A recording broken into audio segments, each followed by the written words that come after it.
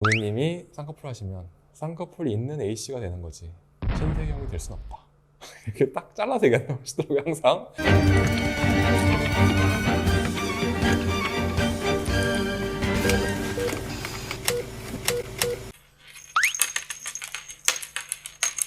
안녕하세요.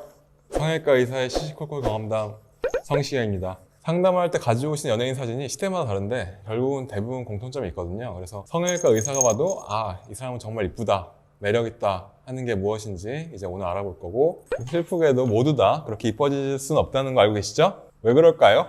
각자 가지고 있는 예쁨이 다 따로따로 있기 때문이죠. 저는 이제 각자의 예쁨을 찾는 일이 성형외과 의사가 해야 될 일이라고 생각을 하고, 그러기 위해서는 이제 예쁨에 대한 기준이 필요하겠죠. 그 예쁨의 기준이 무엇인지에 대해서 이제 이야기해 보도록 하겠습니다.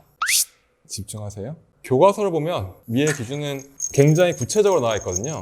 전반적으로 나온 게 아니라 완전히 구체적으로 딱 나와 있어요. 미의 기준이라는 거는. 그건 이제 제가 봤을 때 유전적으로 각인된 미의 기준이 있다는 거죠.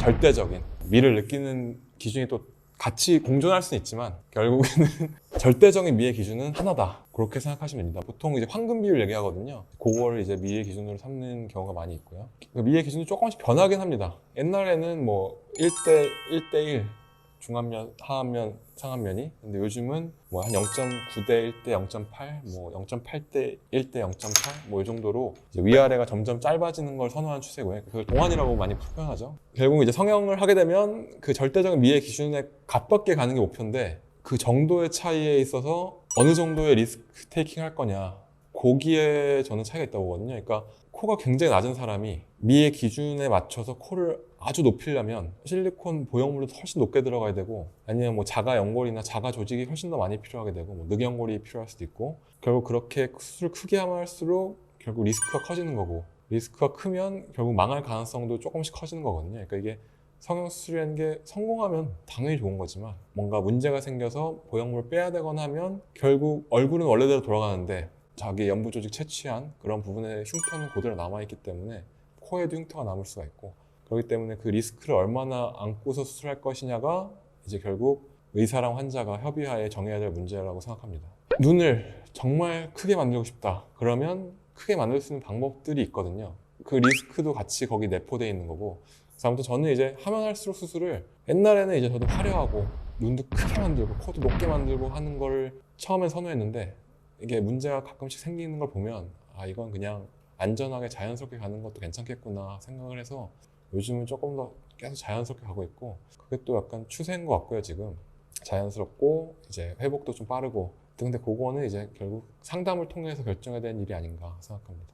보면은 주변 선생님들 얘기하다 보면은 이제 성형외과 선생님들마다 미의 기준이 조금씩 다르기 때문에 그 부분은 제가 봤을 때 약간 트레이닝에 영향도 있고요. 그러니까 자기가 뭘 배웠느냐에 따라서, 이렇게 배운 사람은 이게 옳다고 생각하기 때문에 이런 얼굴을 만들려고 하고, 뭐 이렇게 배운 사람은 이런 얼굴을 만들려고 하고, 그런 게 조금 있는 것 같고, 이게 얼굴은 결국 비율이거든요. 얼굴 폭 전체 대비해서 눈의 길이, 눈의 크기, 뭐 코의 높이, 이런 게 중요하기 때문에 그런 거는 이제 좀 센스가 요하는 거고, 그런 부분에 있어서는 이제 개개인의 어떤 미적 감각이 조금씩 들어갈 여지가 있다. 수술은 제가 봤을 때 과학이거든요. 그래서 제가 친한 이제 선생님이 있는데, 그 선생님이 이제 눈을 많이 하셨는데 예전부터 A씨가 신세경 사진 들고 와서 저희 신세경 눈 해달라, 해줄 수 있냐 그러면 항상 하는 얘기가, 고객님이 쌍꺼풀 하시면 쌍꺼풀이 있는 A씨가 되는 거지 신세경이 될 순 없다. 이렇게 딱 잘라서 얘기하시더라고요 항상.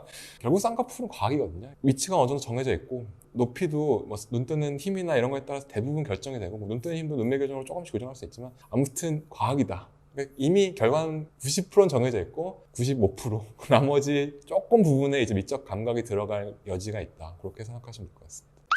집중하세요.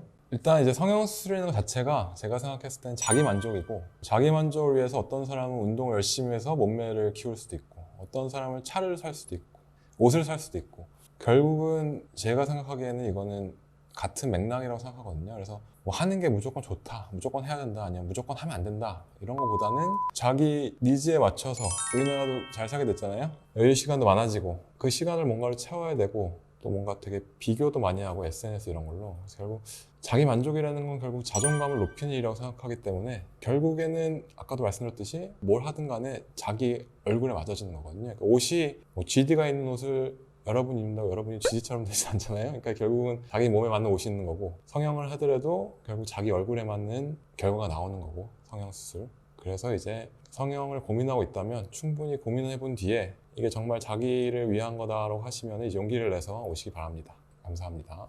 잘 자요. 최신 트렌드에 발맞춰 항상 노력하는 성시경입니다. 여러분 구독하실 거죠?